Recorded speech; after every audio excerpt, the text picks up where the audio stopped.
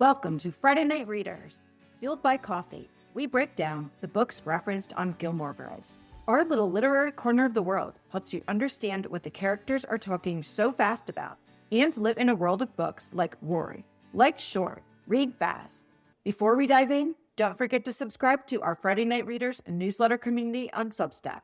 You'll get instant access to a free printable list of 450 plus books on Gilmore Girls.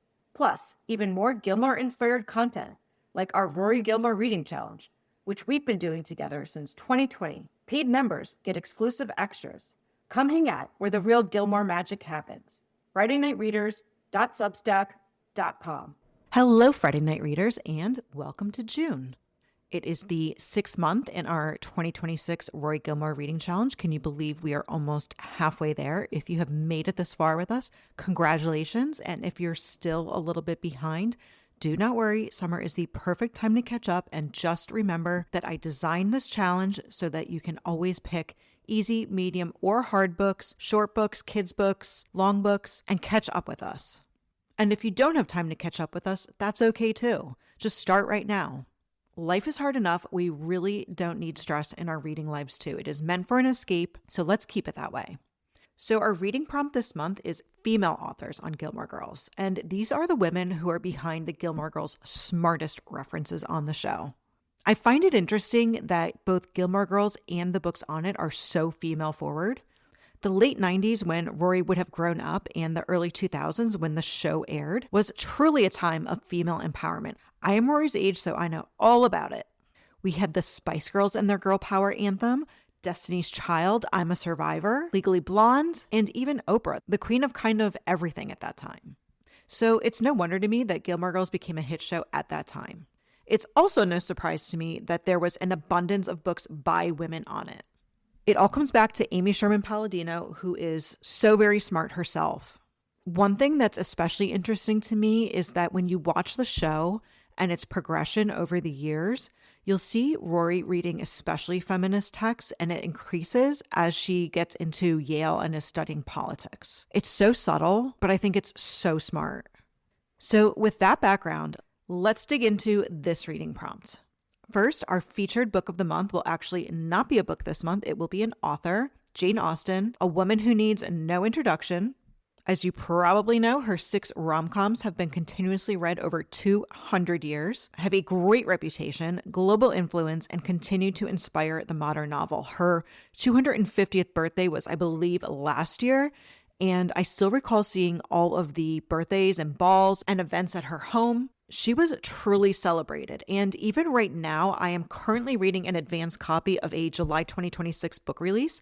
It's called Most Ardently Yours by Freya Sampson, and it's kind of a reimagining of Pride and Prejudice, and what happens is Mr. Darcy jumps right off the pages and into real life. It totally reminds me of the movie Elf, and the woman who is a writer is tasked with getting him back in the pages with this kind of grumpy bookstore owner who's also kind of handsome. It's the type of book where I've been reading it on the treadmill every day and also a little bit at night, but I almost wish I had saved it for a weekend when I had a few hours on a nice day, because it's one that I would love to take on this swing, which is under my deck and faces a bunch of trees, and just sit there for maybe 2 hours and read the whole thing cover to cover. It's very light, it's very magical, whimsical, and also very fun for Jane Austen fans. I'm also currently watching The Other Bennet Sister, and this is adapted from the book by Janice Hadlow. It's on the BBC. I am getting it through BritBox on Amazon Prime. There is a free trial for that, which I signed up for. And this is another reimagining, and it stars the most overlooked Bennet sister, Mary. It is an absolute delight. It starts with her being overlooked and even talked down to by her family and her other sisters. She's a little bit more frumpy and awkward than them, but it's also crazy because it's like the worst thing she does is get glasses. So an event happens shortly thereafter, and that's when it really takes off. And she goes on this journey of self-discovery that makes you absolutely fall in love with her even more than you did in the beginning. It's also really smart. It's like Pride and Prejudice was all about finding a husband. Even the first line, as you may know, is, "It is a truth universally acknowledged that a single man in possession of a good fortune must be in want of a wife." And this one kind of tosses that on its head while also staying true to that notion and the time. That may or may not make sense, but if you watch it, I think you'll understand what I mean. Anyway, I highly recommend it. And later this month, to feature Jane Austen, I'm going to sit down with another Substacker and talk about all of the various Jane Austen adaptations like this one, retellings, their reimaginings, and how they inspire reading. I think this is so much summer fun. You can read the classics, watch the classics, or both. And this particular way through Jane Austen and these amazing adaptations and retellings makes it so much more consumable and fun for readers. Before we move on, I want to let you know that on Gilmore Girls, Dean reads Pride and Prejudice on Rory's request, and Rory reads Northanger Abbey in the gazebo. I loved both of these, and I also think Northanger Abbey is very underrated and very readable. It's a YA book, and it's a lot more fun than her other books. It takes a much lighter tone. In my head, I'm also picturing that scene, which is one of my favorite scenes in the series for book readers. It is when Jess and Paris are sitting at the table in the Gilmore house, bantering back and forth about authors, and Jane Austen is one that they talk about. I truly wish that we had more episodes between Paris and Jess. I thought the banter was 100% in this episode. To give you a few more ideas, so as you know, I always feature one book. And in the Substack post that accompanies this episode, I have linked posts from previously featured books that were written by female authors in case you want to catch up on those features or read those books as we celebrate female authors. I'll just list them quickly for you. I talked about why The Outsiders resonates with anyone who has ever grown up, how I gave myself permission to be wild like Cheryl Strayed, why I refused to watch the new Wuthering Heights movie, my travel diary of visiting Margaret Mitchell's house in Atlanta, who was the author of Gone with the Wind, how Anne Frank's words continue to inspire the world, why college students are struggling to read Pride and Prejudice, and why The Bell Jar is the perfect Gilmore Girls inspired read. Okay, next, let's talk about 10 uniquely impactful books by female authors on Gilmore Girls to further help you decide what to read yourself, either this month or to continue considering them for the future. In this section, I normally share my personal top 10 recommendations to you, but I think we have been talking about the same books over and over again, and I feel like this is an especially good prompt to go outside of that. I want to talk about books that are impactful, diverse, consumable for summer, and may or may not have been on your radar.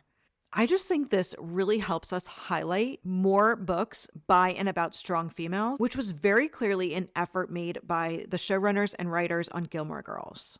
And in going through, I have to tell you that as I went through the full list of books on Gilmore Girls to make this top 10, I had in my mind so many books that I thought were 100% guaranteed to be on this list. There is the Eleanor Roosevelt biography and the personal history of Katharine Graham, who was the first woman who led the Washington Post, but it ended up changing. Here's what I came up with for you and why. The first one is Eva Luna by Isabel Allende. She is a highly influential Latin American writer. She is still living today. And I do recall her winning the Presidential Medal of Freedom. I think it was under Joe Biden that she won it, maybe Obama. But anyway, I picked this book of her very vast catalog because it is about a woman. And I believe this is the one that Rory says in Gilmore Girls everyone loves. It is a coming-of-age book, and it is about a woman's agency and her resilience. She is a poor orphaned girl who works as a servant, but she's a great storyteller. She ends up trading her stories, and in the process, we meet a very eccentric cast of characters.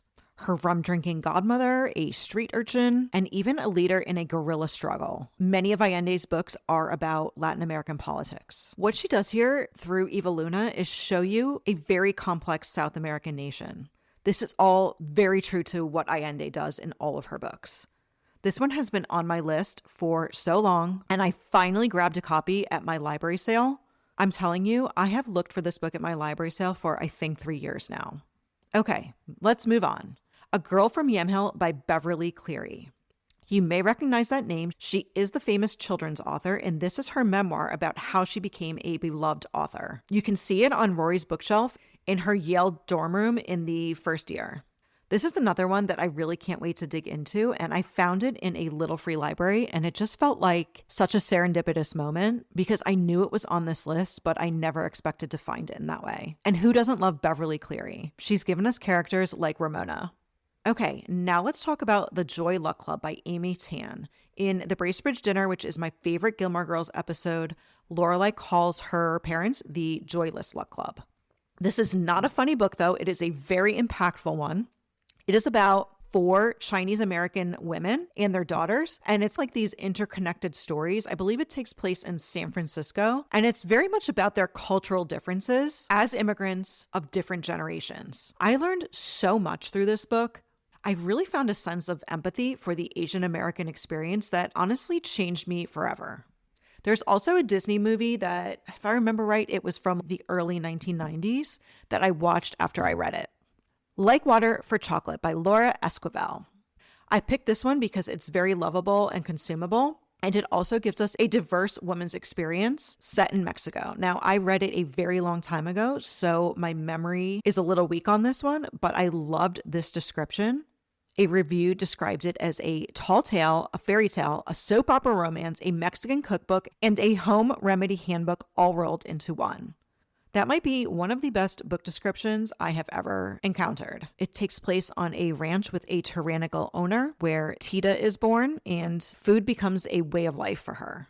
She grows up to be a chef and cooking is the way that she expresses herself. If you're wondering where the title came from, it is this beautiful quote. Tita was literally like water for chocolate. She was on the verge of boiling over. I think that's something that many women today can relate to.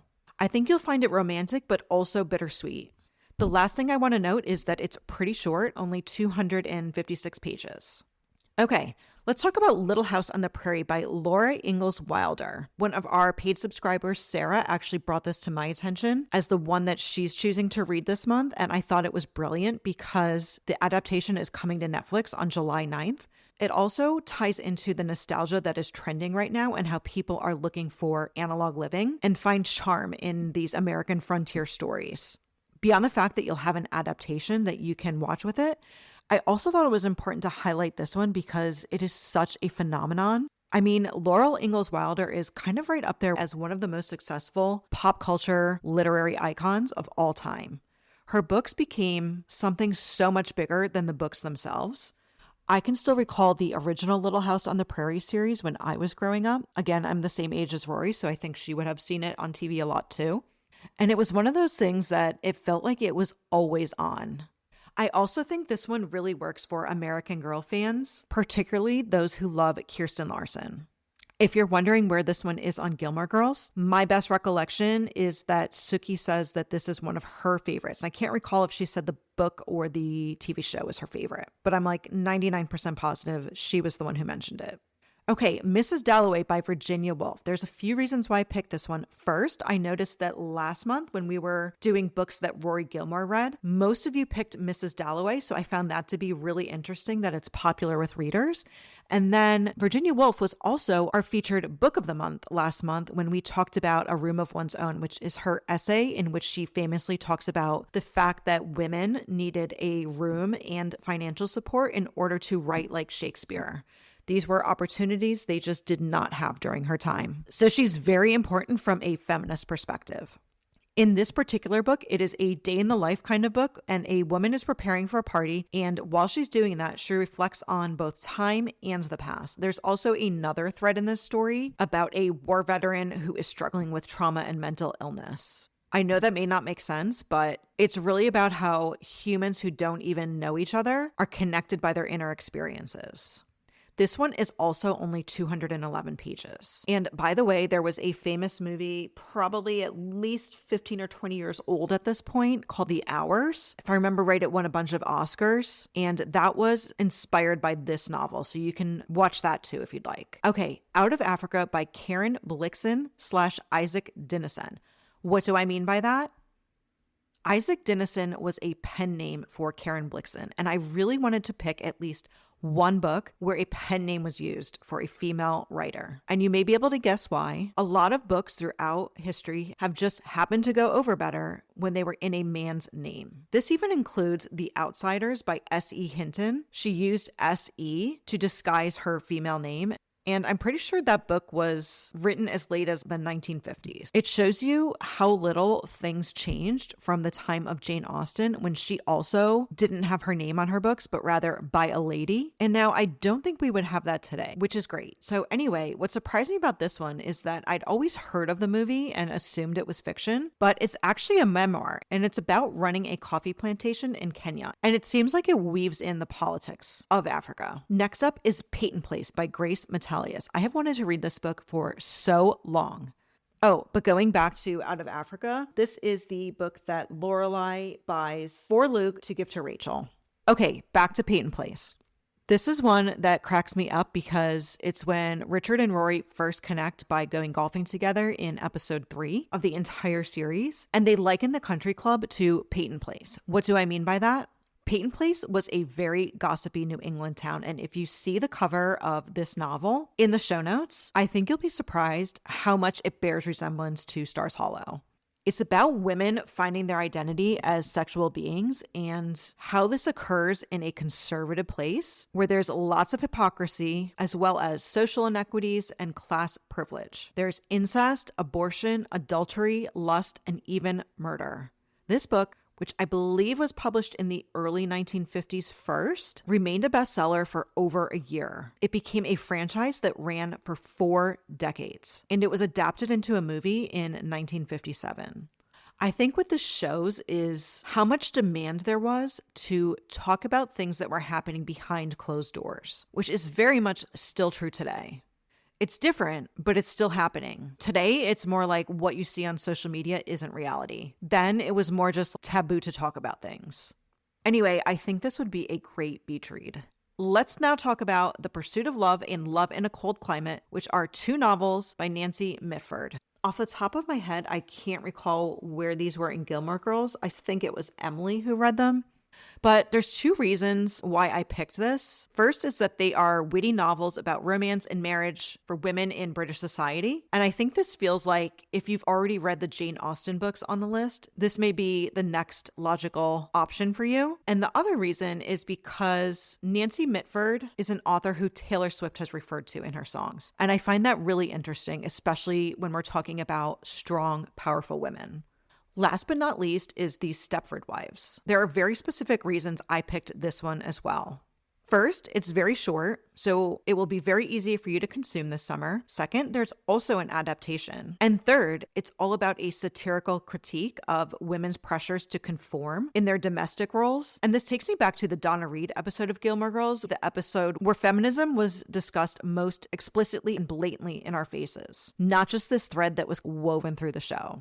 Lastly, Yesteryear, which is a tradwife novel about a woman who is a tradwife influencer and then wakes up in the 1800s, is the hit book of the year. And I know that many people have read it and many people are interested in it and are looking for more books like it. And this is one that you can pick up if you already read Yesteryear and want more like it. Okay, so those are 10 books that I think would be really interesting for you to consider this month. And of course, we talked about many other ones earlier. And if you want the full list of books by female authors on Gilmore Girls, they are on the Substack post that accompanies this episode. I list over 120 of them for you. Of course, I have compiled my personal list that is completely verified of all the books on Gilmore Girls. I've done it over many years, and I can tell you that all the other lists out there are wrong. It's something I've worked really hard to get correct for you. And here's the way it works. Free subscribers get the list of all the books on Gilmore Girls. Paid subscribers get an index of all the books by episode. And then on that particular post, I have also narrowed it down to just the books by female authors and put my reviews next to the ones that I read to further help you decide what to read and to also give my reviews some privacy. Many of these authors are still living, and personally, this is the way I like to do honest reviews, given that authors are exposed to them. It also just helps to protect the work that I have done over the years, so it can't just be copied and pasted all over the internet. The way I look at it is when you subscribe, you are committing yourself to our reading challenge in a very affirmative way. And in exchange, I'm providing you this safe virtual space to engage and get higher level content that supports my human work and the mission behind it, which is really to inspire people to read the most culturally relevant books of all time. Okay, so that is my sales pitch for this month. I hope to see you over on Substack, and I hope to chat books by female authors with you. The one that I have picked is Summer of Fear by Lois Duncan. While I don't expect this to be a particularly feminine text, it's a pretty short audiobook, and I really just want something seasonal that I have not read before. I think it will also give me that analog vibe that so many of us are looking for right now. It was written in the late 70s, and it's something that I think of when I think of books in that time. She is also the author who wrote I Know What You Did Last Summer, which if you are an elder millennial like me, you probably know that movie adaptation from our teenage years in the 90s. So there's another idea for you. I hope you have an amazing first month of summer and that it is really meaningful in your reading life. I know that this has been a stressful year in so many ways, and I think that summer is the perfect time to commit ourselves to reading more and getting off of our phones and getting into real life, getting outside, getting that vitamin D, reading on the beach, reading by pools, or even a bench in a park. I look forward to engaging with you all summer long. Thanks so much for listening to Friday Night Readers. I love having you here in our little corner of the Gilmore Girls world. If you'd like even more feel-good fun, then upgrade to a free or paid email subscription membership at FridayNightReaders.substack.com. Paid members get exclusive extras like our guide to the books on Gilmore Girls, broken down by episode. You'll also unlock members-only posts, as well as full community access to our chats. It's the coziest virtual place like Stars Hollow, and your support helps keep this podcast going strong. Lastly, if you enjoyed today's episode, please take a minute to rate and review the show. It helps other Gilmore fans find us, which helps me provide you with more content like this. Until next time, like short, read fast,